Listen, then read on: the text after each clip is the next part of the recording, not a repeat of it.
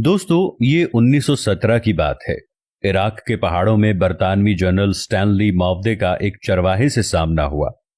General चरवाहे की तरफ मुतवज्जे हुए और अपने मुतरजम से कहा, इनसे कह दो कि जनरल तुम्हें 1 पाउंड देगा, बदले में तुम्हें अपने कुत्ते को ज़िबा करना होगा।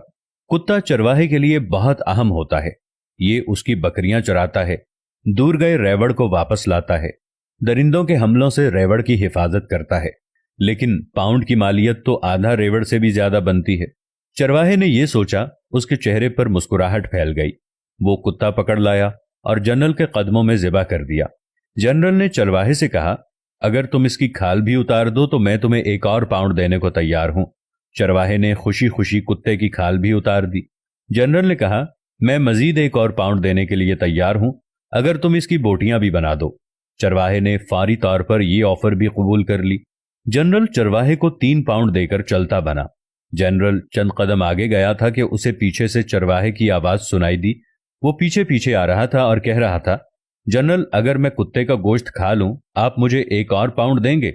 जनरल ने इनकार में सर हिला दिया और बोला, मैं सिर्फ तुम्हारी नफ्सियात और औकात देखना चाहता था। तुमने सिर्फ 3 पाउंड के लिए अपने मुहाफिज और दोस्त को ज़िबा कर दिया, इसकी खाल उतार दी, इसके टुकड़े किए, और चौथे पाउंड के लिए इसे खाने के लिए भी तैयार हो।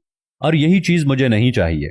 फिर जनरल अपने साथियों से मुखातिब हुआ और कहने लगा, इस कौम के लोगों की सोचें ये हैं, लिहाजा तुम्हें इनसे खौफजदा होने की जरूरत नहीं है। आज यही हाल मुस्लिम मुल्कों और मुआशरों का है।